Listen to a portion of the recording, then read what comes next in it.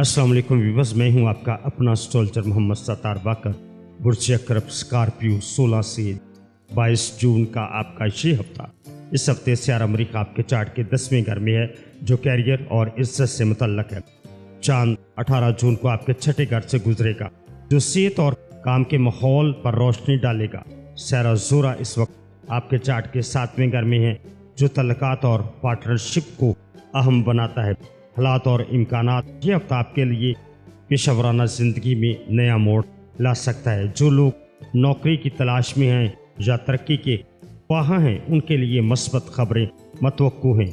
अगर आप बिजनेसमैन हैं तो कोई नया पार्टनर या मुआहदा आपके सामने आ सकता है, लेकिन मुकम्मल छानबीन के बाद फैसला करें। मोहब्बत और तल्लुकात की बात करें तो सियारा ज़ोरा का असर ज़ाहिर करता है कि रिश्तों में बेहतरी इंशाल्लाह आएगी। अगर किसी से नाराज़गी है तो सुलह के इम्कानात बनेंगे।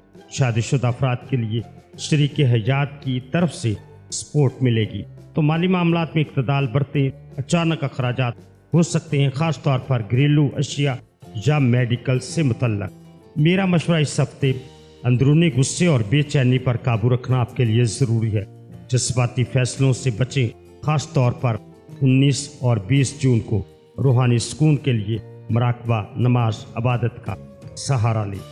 आगे क्या होगा? अगले हफ्ते चांद आपके चार्ट के 7वें घर में दाखिल होगा, जो रिश्तों और तल्लुकात को मज़ीद फाल करेगा। मुमकिन है कोई पुराना तल्लक दोबारा ज़िंदगी में लौटे या कोई नई शख्सियत दिल में जगह बनाए। ये हफ्ता बुर्ज अकरब के लिए कैरियर, तल्लुकात और अंदरूनी तवाज़ुन का है। सब्र, समझदारी और खुद इत्मीनान आपकी कामयाबी की कुंजी है।